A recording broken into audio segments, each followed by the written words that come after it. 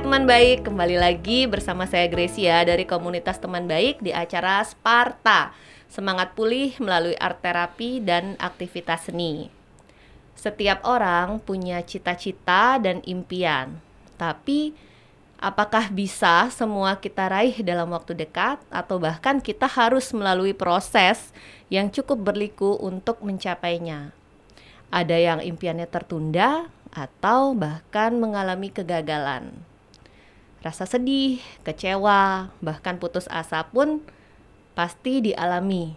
Tapi yang terpenting adalah bagaimana kita bisa pulih dari hal-hal tersebut. Nah, episode kali ini kita akan membahas semuanya bersama dua narasumber kita. Ada Mbak Dwika. Halo semuanya. Mbak Dwika seorang akademisi psikologi, seorang pengajar di Bali Dwipa University. Oke. Ada Mbak Dekta ya. Jadi Mbak Dekta ini apa kabar nih dulu nih? Baik. Mbak Dekta adalah seorang desainer dan manajer ya di suatu tempat ya. Silakan nanti diceritakan. Gimana nih hari ini? Kesibukannya apa saja? Mbak Dekta dulu deh jawab. Jadi sekarang ini kesibukannya masih biasa ya, kerja. Jadi juga aktif mendesain untuk visionary art dan juga memanage 2 brand yang dimana tempat kerja saat ini, yaitu namanya salah satunya Seed of Creation dan juga Access Our Eyes. Tempat kerjanya di mana tuh? Nah, kalau tempat kerjanya itu kebetulan itu kerjanya bisa mobile karena memanage-nya lewat online. Jadi bisa kerja dari masing-masing tempat. Kalau masing-masing timnya itu kerja dari masing-masing tempat, seperti itu. Oh begitu. Iya. Oh berarti Mbak Dekta di tempat kerja ini sudah berapa lama? Tahun ini memasuki tahun ketiga. Tahun ketiga. Iya, Oke, lumayan ya. Terus suasana kerja di tempat kerja gimana sih Mbak Dekta? Oke, kalau suasana kerja sejauh ini sih saya merasa sangat nyaman sekali. Jadi ada banyak sekali kesempatan untuk meningkatkan potensi diri atau mengembangkan skill dan kapasitas juga. Jadi tempat kerja yang sekarang ini apakah merupakan salah satu impian atau cita-cita Mbak Dekta nih? Jadi kan sebagai desainer, apa memang itu impian atau cita-cita Mbak Dekta? Atau sebenarnya ada impian yang belum terpenuhi nih? Jadi kalau sejauh ini sebenarnya situasi kerja, apa yang kesempatan yang saya dapatkan di tempat kerja saat ini merupakan sebuah titik yang sangat saya nikmati sekali ya. Jadi bersama teman-teman dan tim juga sangat bagus. Jadi timnya juga suportif satu sama lain. Suasana kondusif. Suasananya. Jadi nilai-nilai itu kebetulan juga kita memang mengusung nilai-nilai di dalam kita menjalankan bisnis ini seperti itu, pekerjaan ini. Jadi tidak hanya kerja untuk mendapatkan uang, tetapi bagaimana juga kita di dalam berinteraksi seperti itu. Berarti menjalin hubungan ini ya antar teman itu bagus ya di sana ya. Kalau dari kita kan tadi bicara tentang impian dan cita-cita ya. Ada nggak sampai sekarang nih impian yang sebenarnya dulu saya tuh pengennya gimana tapi belum tercapai, ada nggak? Kalau dilihat lagi ya perjalanannya yang dulu itu memang saya pernah sampai di titik yang sepertinya untuk meraih cita-cita itu susah sekali gitu. Jadi tepatnya itu pas tamat SMA, kita situasi finansialnya itu tidak mendukung untuk saya bisa melanjutkan pendidikan. Tetapi pada waktu itu memang saya dan teman-teman kan kita di SMA biasanya punya gerombolan gitu aja, maksudnya kumpulan. Ceritanya punya geng ya. Atau teman yang biasa kita ajak setiap hari seperti itu. Jadi pas mau tamatnya itu semua udah membicarakan mau ke universitas mana, mau lanjut kemana. Jadi pada saat itu ketika tahu saya nggak akan bisa lanjut kuliah langsung kayak gitu. Jadi sempat merasa down dan sampai tidak merasakan keterhubungan dengan diri sendiri seperti itu. Jadi sebagai contoh saat bangun pagi ingin beraktivitas, pengennya sih langsung bangun gitu kan, langsung loncat, langsung semangat. Kalau kita semangat kan kayak gitu. Tapi waktu itu tuh pengen ngelakuin apa gitu, kayak badan ini tuh nggak kooperatif gitu. Pernah nggak sih ngerasain kayak gitu? Mungkin Mbak Dwika atau Mbak Gracia ya. Pernah nggak udah pengen banget bangkit dari tempat tidur tapi nggak ada tenaga, nggak ada semangat pokoknya ya, nggak pengen ngapa-ngapain gitu. Jadi sempet ngerasain kayak gitu. Berapa lama tuh Mbak Dekta ngerasain kayak gitu? Kurang lebih sekitar setahunan ya, awal-awal maksudnya awal-awal kayak gitu. Cuman karena dulu itu sosial media nggak semarak sekarang ya. Kalau sekarang kan kita mudah nih ngakses informasi, informasinya atau gampang kita cari. Kita tahu apa sih yang terjadi dengan kita gampang ngakses. Kalau zaman dulu itu belum ada yang seperti itu. Paling SMS ya, cerita ke orang tua, cerita ke saudara itu gimana ya. Kalau di kita mungkin tidak seterbuka yang mungkin ada beberapa ya keluarga yang terbuka, namun kalau di saya tidak begitu bisa terbuka untuk cerita seperti itu. Waktu 1 tahun itu kan lumayan ya untuk artinya tenggelam itu termasuk ke titik terendah dong ya jadinya ya dalam setahun itu ya. Iya, lalu saya rasakan itu. Apa yang Mbak Dekta lakukan nih untuk sampai akhirnya kan pulih seperti sekarang terus menjadi seorang desainer, manajer? Iya, jadi pada waktu itu saya masih walaupun tidak bisa melanjutkan ke bangku kuliah, saya tetap di dalam hati saya itu pegang cita-cita itu gitu. Bahwa suatu hari saya akan lanjut lagi ke pendidikan berikutnya. Entah apa gitu ya, belum kebayang, tapi yang penting kan gitu ya, anak tamatan SMA itu belum benar-benar tahu sebenarnya apa yang diinginkan. Yang penting lanjut aja pendidikan, itu aja sih yang dulu gitu. Jadi waktu itu sih banyak memang saya kalau pas lagi kondisi mental merasa down banget itu ngambil dah kertas sama pena kayak gitu, coret gitu. Terus juga saya punya satu buku diary yang saya tulis semua situasi perasaan saya. Jadi bicara pada diri sendiri itu ditulis, terus bicara pada Tuhan kayak gitu. Jadi ingat film Surat Kecil untuk Tuhan ya. Jadi nulis ya. Jadi nulis seperti itu. Jadi kalau sekarang nih saya lihat dan baca lagi ya tulisan itu, saya senyum-senyum sendiri gitu. Jadi itu semua masih tersimpan Mbak Dekta? Masih ada di rumah bukunya itu. Saya cuman bingung nih Mbak Dekta itu ngambil pensil, ngambil kertas itu ada, maksudnya ada referensi nggak? Oh, kamu gini aja nih caranya untuk pemulihan, apa itu otomatis ya ada coret-coret kayak gitu? Gimana tuh? Pernah nggak sih kita merasakan kayak ada bebanan mental yang kita nggak tahu gitu, emosional yang kita nggak tahu, terus kita pengen aja ngeluarin coret-coret kayak gitu. Jadi itu waktu itu ya terpikir seperti itu langsung aja gitu. Dan itu langsung lega ketika selesai coret-coret langsung lega? Iya, karena kalau misalkan pena dan kertas itu saat mencoret itu kan ada tekanan tuh. Jadi kita kayak ngeluarin, mencurahkan, melepaskan. Jadi ketika ini tuh emang ada tekanan yang benar-benar jadi rilis rilis emosional, rilis kayak gitu. Oke, jadi selain coret-coret ada ada lagi yang Mbak Dekta lakukan nih untuk pemulihan? Iya, sempet beberapa kali itu setelah aksi coret-coret itu makanya erupsi erupsi. Jadi setelah itu kan sudah mulai rilis, sudah mulai merasa tenang seperti itu. Akhirnya kemudian sudah medeg-degan ya istilahnya. Kemudian dilihat lagi, terus kayak ada touching gitu untuk ini bisa kok dijadiin something yang nice gitu, dijadiin sesuatu yang indah.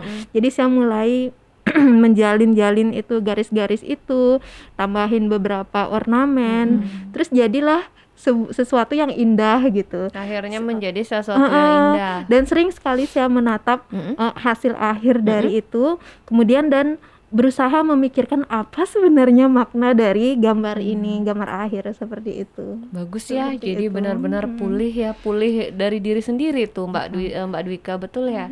Iya. Oke, Jadi salah satunya sih itu ya caranya, Mm-mm, tapi memang seperti yang saya sebutkan tadi, saya juga nulis jurnal, kemudian juga mendekatkan diri pada Sang Iya, Pencipta. Pencipta. Terus waktu itu saya punya radio kecil ya. Jadi setiap pagi pukul 5 saya sudah cari channel yang isi ada meditasi seperti Oh, itu. ada ya, saya malah baru tahu tuh di radio tuh jam 5 pagi sudah. Iya, Oh, jam 5 pagi itu kan suasananya pas hening. Jadi saya dari situ sudah mulai suka dengan meditasi juga gitu. Luar biasa oh, jadi di sekali. dalam satu Jadi tahun kombinasi itu. kombinasinya banyak banget ya yang sudah dilakukan Mbak Dekta dan berhasil pulih kan begitu Iya, dalam jadi satu tahun itu. jadi setelah Hmm. kan sempet nih merasakan titik terendah yang nggak semangat ngapa-ngapain, akhirnya punya keyakinan Iya. saya tidak boleh diam gitu. Jadi dalam situasi ini saya nggak boleh diam, karena kalau diam itu energinya kan stuck, Betul. terhenti, dan itu berbahaya sebenarnya kalau kita stuck. Jadi saya harus tetap aktif, saya harus tetap bergerak, Iya. saya akan mengisi hari-hari ini dengan melakukan apapun yang saya bisa. Jadi segala macam aktivitas, kegiatan, kerjaan, apapun itu saya nggak pandang-pandang gitu. Yang Jadi penting ambil aja, yang ambil penting aja. melakukan aktivitas Ya, gitu. jadi tetap biar gini energinya ngalir kayak gitu. Biar kita nggak sibuk, biar kita sibuk dan nggak, kalau kita Nggak diam terlalu terfokus jadinya ya. Kalau diam itu kan lagi kebayang-kebayang, Iya, iya. ingat meratapi Iya, nasib meratapi ada apa gitu. Tapi kalau kita aktif, kita sibuk dengan kegiatan, terus kita juga bisa berinteraksi dengan orang, Iya. ketemu dengan orang, mengambil inspirasi dari mereka, Betul. seperti itu. Bagus kurang banget lebih. nih ya. Inspiratif banget nih Mbak Luar Dekta biasa. nih. Berarti selama setahun Kurang lebih ya, Kurang lebih setahun. Tahun. Tapi kan tidak semua orang bisa seperti Mbak Dekta nih ya, Mbak Dwika. betul sekali. Jadi kekecewaan, kegagalan itu kadang ada yang sampai terpuruk banget dan bahkan dalam waktu mungkin lebih, dia perlu waktu yang lebih panjang untuk bisa pulih. Dan kadang juga nggak tahu bagaimana sih cara memulihkan dirinya kan begitu. Iya. Kalau itu terjadi nih, apa sih yang harus kita lakukan Mbak Dwika? Ya, betul sekali. Jadi memang kalau misalnya kita bisa lihat dari fase perkembangan manusia gitu ya, memang ada beberapa situasi atau kondisi yang membuat kita berada pada titik terendah. Apapun itu, baik itu mungkin tadi masalah finansial, di Mbak Dekta mungkin juga ada masalah hubungan, atau masalah pelajaran mungkin, atau apapun. Termasuk kehilangan juga Kehilangan, jadi ada merasa kehilangan atau frustasi karena belum mendapatkan sesuatu yang dia ingin gitu. Jadi memang fase-fase dalam hidup itu ya gitu, kadang pada fase tertitik terendah sekali. Nah, ketika misalnya orang-orang mengalami fase-fase titik terendah, tidak jarang memang mereka merasa frustasi, mereka merasa kehilangan yang sangat berlebihan, mereka merasa ada emotional burden di situ, ada rasa sedih, kekecewaan, marah juga. Kalau Kak Dekta sendiri pernah ya merasakan seperti itu, kayak ingin menyalahkan gitu. Sempet juga mungkin kayak terpikir, kayaknya saya menjalani hidup yang tidak saya inginkan gitu. Ini bukan hidup yang saya inginkan. Saya merasakan bahwa sebenarnya ada kok hidup yang lebih indah yang sebenarnya saya bisa jalani kayak gitu. Nah di situ kita bisa lihat ada mind shift di situ. Sudah ada pergeseran sudut pandang. Nah kalau misalnya orang pada titik terendah nih, masih dalam titik terendah dan dia masih di titik itu, kadang itu untuk beberapa orang sangat sulit untuk maju gitu. Maksudnya untuk keluar dari titik tersebut. Ada beberapa orang yang memilih untuk berkontemplasi dulu dengan masalah-masalah yang dia hadapi. Misalnya entah dia menangis dulu gitu, kan wajar saja. Entah dia misalnya marah-marah dulu. Nah mau sampai kapan gitu. Nah itu fasenya memang berbeda-beda dari satu orang ke orang lainnya. Dan mekanisme coping yang dilakukan tuh juga beda-beda. Ada orang yang seperti yang tadi saya jelaskan, dia memperbaiki emosinya dulu gitu. Jadi gimana caranya dia bisa meregulasi emosinya dari yang marah-marah, dari sedih-sedih gitu. Gimana caranya dia membalancekan. Entah misalnya dia melakukan tadi seperti journaling, menggambar, cara coret. Nah itu kan adalah suatu metode yang dia lakukan untuk merilis emosional stresnya gitu, emosional distressnya. Nah ada beberapa orang yang dia menggunakan problem focus coping. Jadi apa masalahnya, dia selesaikan masalah itu gitu. Jadi misalnya tadi let's say kasusnya adalah tidak bisa untuk bersekolah. Ada nggak alternatif lain? Misalnya dengan mencari beasiswa, atau dengan alternatif lain, misalnya ada saudara yang dipinjami uang atau seperti apa. Jadi lebih fokus ke problemnya gitu. Tapi pada situasi ketika memang kita tidak bisa merubah situasi tersebut, ya otomatis cara yang mana nih yang lebih tepat kayak gitu. Nah, di fase Mbak Dekta mungkin ada tahapan di mana Mbak Dekta sudah melakukan emotional focus coping yang seperti tadi. Dan juga di sana ketika misalnya sudah merasa nyaman, saat itu lah Mbak Dekta ada pemikiran yang atau kesadaran, awareness gitu, bahwa oh aku nggak bisa nih diam-diam gini aja, aku bisa menghidupi kehidupan yang lebih baik yang aku inginkan gitu. Jadi kalau misalnya padam satu mimpi, kan kita bisa membuat mimpi-mimpi baru. Kita bisa membuat hidup kita lebih bermakna seperti apa yang benar-benar kita inginkan. Dan memang itu memang kita ada proses juga, ada proses menggali ke sana ke sini. Kita menemukan lagi hal-hal yang bisa kita lakukan, seperti misalnya tadi Kak Dekta ada dari coretan-coretan yang seperti tidak beraturan, terus Kak Dekta bisa melihat, bisa merangkai kembali, bisa merangkai sendiri, melihat sesuatu hal itu adalah seni, sebuah hal yang cantik, sesuatu hal yang bisa dilihat, enak dipandang kayak gitu. Jadi dari sudut pandang yang berbeda bisa melihat seperti itu ya. Betul. Nah itu memang journey-nya orang tuh berbeda-beda, Bu Gracia dan juga Mbak Dekta. Jadi memang setiap orang saya rasa wajar aja sih ketika kita merasa ada di titik terendah. Tapi ini saya mau tanya, faktor apa sih yang paling berkaitan dengan istilahnya awareness seseorang nih ketika menghadapi bangkit itu loh Mbak, untuk pulih itu apa sih faktor yang paling terpenting ya, yang berpengaruh sampai seperti kayak Mbak Dekta dia perlu waktu setahun. Kalau orang lain ada yang bisa lebih pendek, ada yang bisa lebih lama, itu apa sih? Ada, betul. Ada sumber internal sama sumber eksternal. Kalau misalnya internal berarti dia dalam dirinya sendiri. Jadi dia berusaha untuk misalnya tadi dengan metode-metode journaling gitu. Dia berusaha meluapkan apa yang dia rasa, apa yang dia pikirkan. Nah di situ mungkin dia ada titik temu yang membuat dia aware gitu. Jadi ada self talk misalnya juga bisa. Jadi dari inner self-nya dia, dari refleksinya dia. Nah ini juga inner ini juga bisa dipengaruhi oleh sekitar kita, eksternal faktor kita. Misalnya ada orang tua kita, ada teman kita, pasangan kita, orang-orang sekitar yang secara tidak langsung mungkin bisa memberikan support sehingga menyadarkan kita secara tidak langsung.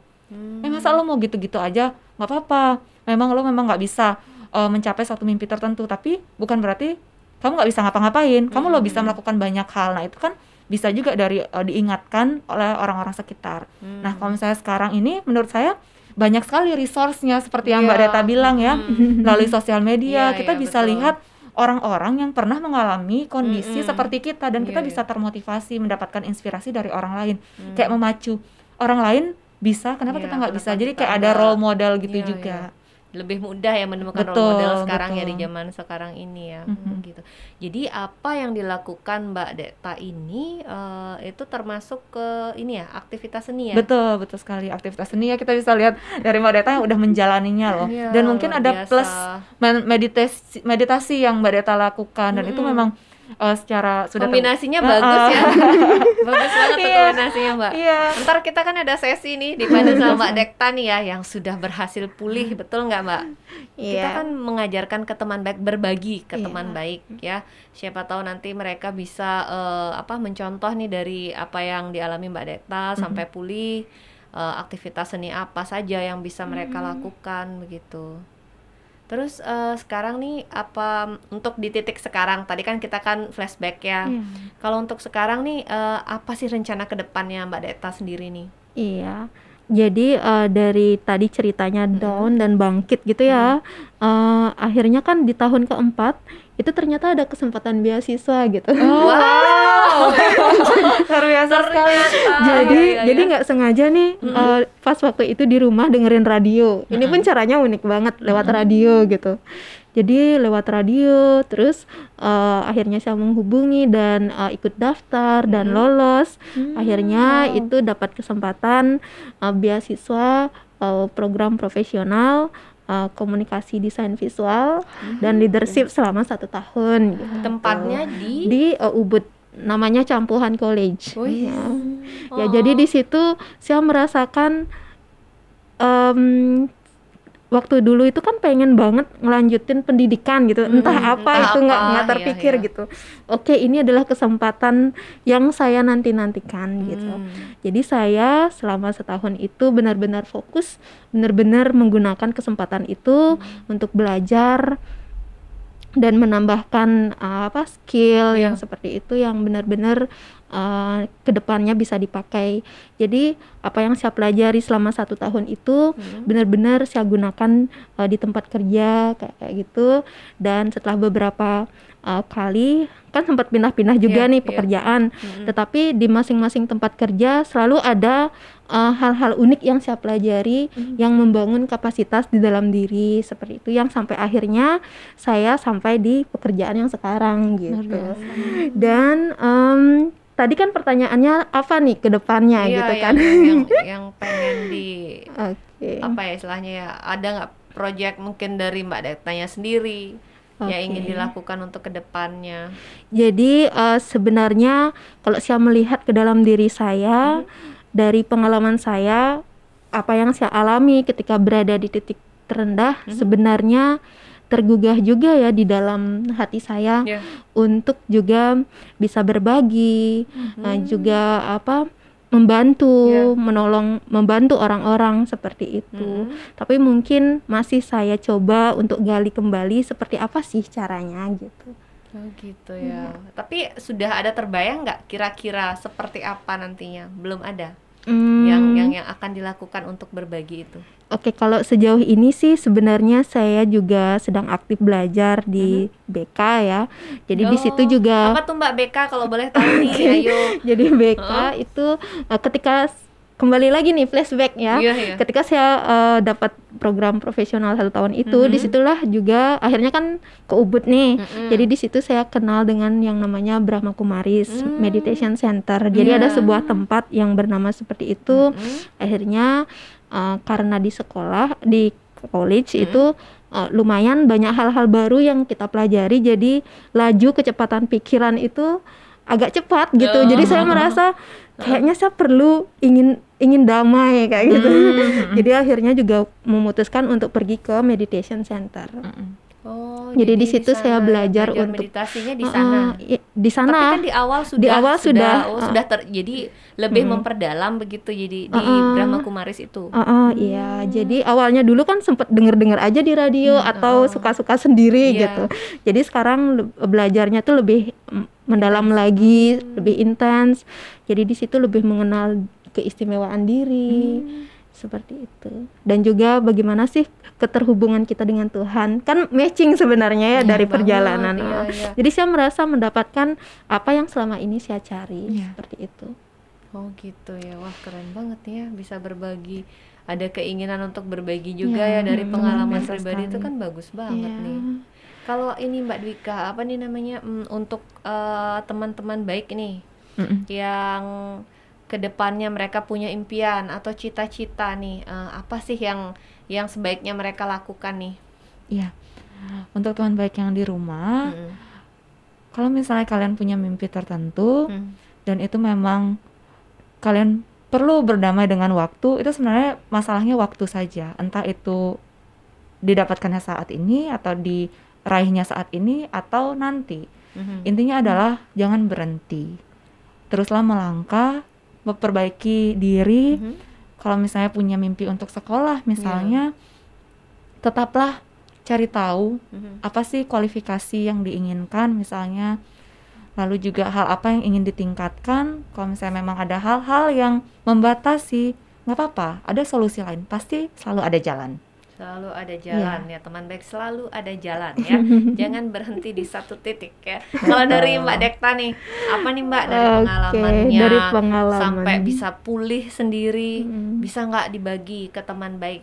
Iya, jadi kalau dari saya itu saya merenungkan dan juga ingin berbagi ya apa yang saya renungkan itu, yaitu bahwa dalam segala macam situasi, seterpuruk apapun atau seburuk apapun situasi itu nampaknya, itu pasti ada sesuatu yang indah atau makna di balik itu atau manfaat di balik itu. Jadi kita harus terus memiliki semangat dan antusiasme untuk terus menjalani hidup ini. Seperti yang Mbak Dwika tadi sampaikan, itu hanya masalah waktu ya, Masalah indah pada waktunya. Wah iya, indah pada waktunya gitu ya. Tapi tentu saja ya kita harus bergerak gitu. Betul, Kita nggak setuju. boleh hanya Nggak diam boleh dan juga nunggu. hanya nunggu waktu ya. Betul, setuju Kan sekali. kadang ada yang gitu, ya udahlah biar waktu yang menjawab, tapi dia nggak ada semangat Iya. untuk maju kan. Iya. Gitu. Nah, setelah ini kita kan akan dipandu nih sama Mbak Dekta. Apa nih yang akan di share nih untuk aktivitas seni Oke. yang bisa kita lakukan sebentar lagi. Kalau aktivitas seninya mungkin nanti kita akan coba ya untuk praktek. Ya. Bersama-sama ya kita nanti praktek. Siapa tahu nanti itu juga bisa menginspirasi teman-teman kita. Betul. Seperti itu. Dan memotivasi diri kita sendiri juga, atau Iya. mengingatkan diri, oh ketika ada situasi lagi, why not gitu loh, dicoba betul. hal Iya kan ini. kadang tiap hari kita nggak tahu ya, up and down lah pokoknya. Itu tetap harus pinter-pinternya kita ya Iya. untuk istilahnya ya mencari biar kembali lagi bisa damai. Iya. Seperti itu kan. Jadi siapa tahu nih dengan apa yang dibagi Mbak Dekta nih bisa diterapin nih. Iya, Betul nggak? iya. Karena kan hidup ini seperti game ini. Jadi level 1 kalau udah selesai, nanti jangan harap itu sudah Iya, berhenti iya, di level 1. Sama dengan kita ke kelas 1 nih, ujian kelas 1. Iya. Next ada loh ujian kelas 2 untuk naik kelas. Betul. Jadi akan selalu ada situasi ujian yang kita harus hadapi, dan di situ pun kalau kita merasakan titik-titik yang seperti tadi, mungkin kita bisa praktekkan kembali. Oke, bagus banget ya. Aduh, senang banget saya sharing hari ini ya. Saya juga senang banget dapat pengalamannya langsung kan, Betul. sharing. Keren banget nih. Jadi nggak sabar sebentar lagi kita mau dipandu sama Mbak Dekta. Oke, teman baik. Tadi bincang-bincang kita dengan Mbak Dekta, dengan Mbak Dwika ya. Setiap orang itu punya proses berjuang untuk bangkit dari titik terendahnya ya. Oke, betul yang dibilang tadi, memang semua masalah waktu, tapi tetaplah untuk terus menggali potensi-potensi yang ada dalam diri kalian. Oke, jangan lupa saksikan Sparta setiap hari Rabu jam 6 sore, dan apa nih topik yang ingin kalian angkat, silakan langsung DM ke @berteman_baik. Oke, sampai ketemu minggu depan. Bye-bye. Terima kasih. Hai teman baik, kembali lagi nih di prakteknya untuk episode 7 ya bersama Mbak Dekta. Hari ini kita akan ngapain aja nih Mbak? Apa aja yang mau kita lakuin nih? Ya, jadi sekarang kita akan untuk praktek art terapinya. Jadi nanti akan ada panduan dan ada beberapa alat yang perlu dipersiapkan. Salah satunya adalah kertas, atau kalau punya buku diary di rumah itu pun bisa dipakai. Kemudian ballpoint atau pensil, spidol ataupun crayon, atau kalau mau watercolor juga nggak apa-apa. Jadi bebas, free ya, feel free pada ini ya. Nah, lalu sekarang bisa nggak Mbak Dekta nih yang mandu kita nih? Jadi sesuai dengan versinya Mbak Dekta nih, selama sampai akhirnya pulih kan, sudah mencoba dan berhasil. Jadi kita pengen bagi ke teman baik kayak gimana sih langkah-langkahnya. Kadang mereka bingung loh, saya harus ngapain dulu. Nah, jadi lebih baik dipandu aja nih. Oke? Kalau waktu itu sih itu langsung aja ya. Jadi nggak ada panduan atau Oke, nggak apa-apa. Jadi sekarang kita duduk dengan santai dulu. Santai. Santai. Jadi lepaskan semua ketegangan. Jadi biarkan nafas mengalir dengan alami.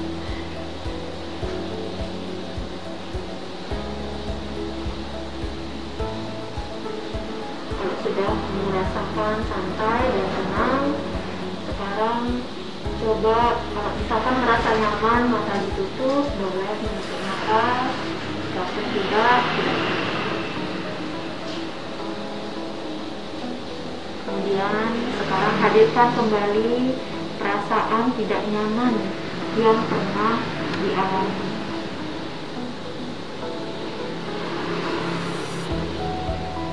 Mungkin masih ada jejak-jejak kesedihan, perasaan marah, atau kecewa yang kadang-kadang muncul dan datang mengganggu. Coba hadirkan itu kembali.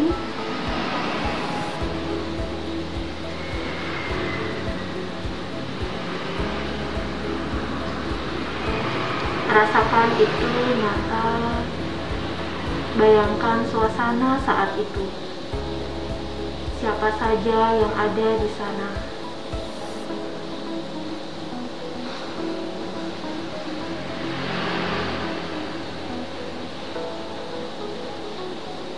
Sekarang boleh buka mata perlahan dan silakan ambil pena atau ballpoint atau spidol yang sudah siap.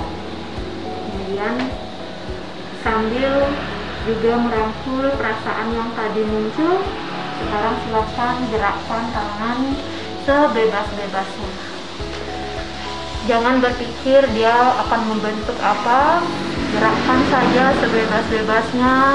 Lepaskan semua perasaan yang muncul. Perasaan tidak nyaman, marah, kecewa. Gerakkan saja.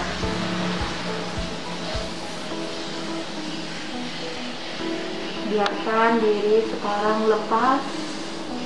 Lepaskan semua beban emosi yang ada.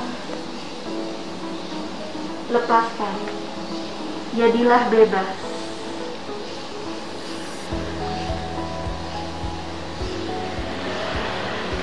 Jika sudah merasa semakin ringan dan tenang,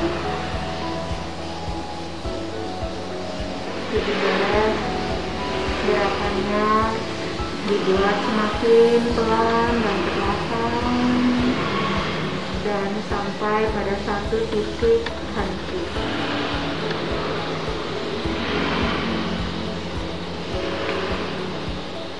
Sekarang kita lihat apa yang sudah tercipta di depan kita. Benang kusut. Jadi mungkin bisa ya kita lihat ya. Jadi emosi saya ternyata. Inilah wujud-wujud emosi ya, bukan. Jadi ini rilis ya. Jadi ini untuk kalau dulu saya lebih parah lagi ya. Jadi benar-benar yang ini sekarang kan ini sudah lebih merasakan lebih ringan. Jadi tekanannya itu pun lebih sedikit. Dulu tekanannya itu sampai seperti ini. Belum banget ya. Sampai itu kalau bahasa Balinya cedek ya. Oh iya, cedek. Benar-benar sampai seperti ini. Iya. Tapi karena sekarang sudah gini, sudah mulai lebih ringan, jadi tekanannya juga ringan. Nah sekarang kita bisa lihat nih. Coba bayangkan. Setelah dilihat, diamati kembali, bayangkan bagaimana kita bisa membuat ini menjadi sesuatu indah, sesuatu yang indah. Bisa ditambahkan elemen-elemen yang misalkan bunga, daun, atau membentuk sebuah karya seni yang indah. Jadi sekarang kita masuk ke sesi kedua untuk menambahkan. Jadi feel free juga, jadi tidak ada peraturan khusus, bisa pakai warna-warni seperti itu.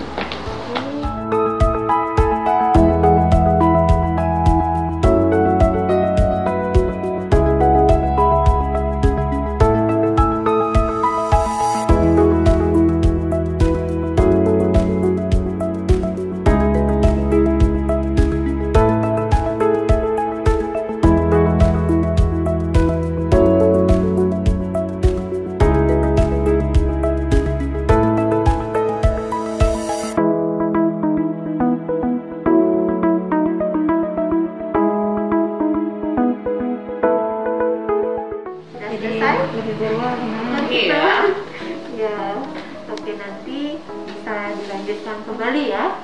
Tapi nampaknya sudah nampak ini. Iya. Wah, nampak kita sama-sama gambar bunga ya. Mungkin ditunjukkan. Jadi dia kayak mozaik itu. Iya. Wow. Oke. Wow. Saya baru tahu nih biasanya kalau kita apa namanya Itu lagi kan ada indah masalah loh. cuman coret-coret aja. Mm-hmm. Setelah itu didiemin atau nggak kertasnya dibejek. Sekarang ternyata bisa kita rangkai lagi menjadi indah ya. Dan ini kan maknanya itu bahwa seperti yang tadi disampaikan ya, bahwa di dalam setiap kerumitan hidup itu pasti sebenarnya dia memiliki suatu keindahan yang tersembunyi. Baik kita sudah temukan atau mungkin kita perlu gali kembali. Kembali ya. Kita juga mungkin kita akan akhiri ya. Sudah bisa ya? Bisa. Akhiri sesi art terapi kita kali ini. Nah, bersama Mbak Dekta. Makasih banyak loh sudah berbagi untuk teman baik semua. Semoga apa yang dibagikan Mbak Dekta bisa nanti kalian contoh atau terapkan ya. Ada lagi kah yang mau disampaikan dari Mbak Dekta sendiri untuk bangkit dari titik terendah dengan aktivitas seni? Ya, jadi untuk mengakhiri art terapi kali ini, saya hanya ingin juga menyampaikan ucapan terima kasih. Yang pertama untuk diri kita sendiri, kemudian untuk teman-teman yang membersamai perjalanan, siapapun yang pernah hadir dan muncul ya di dalam perjalanan atau di dalam situasi, tentunya itu mereka diizinkan untuk membantu kita menjadi lebih baik lagi, seperti itu. Terima kasih kepada semesta, terima kasih kepada Sang Pencipta. Dan terima kasih juga ini Mbak Dwika dan Mbak Gresia sudah diberikan kesempatan untuk berbagi hari ini. Kita senang banget ya. Banget, damai banget. Lihat Mbak Dekta nih, damai banget ya. Jadi kita di sini nih belajar untuk mengapresiasi diri sendiri juga. Ya, kemudian juga lagi satu kita justru harus istilahnya mengucapkan terima kasih ya atas masalah-masalah ataupun orang-orang yang membuat permasalahan di hidup kita, betul begitu.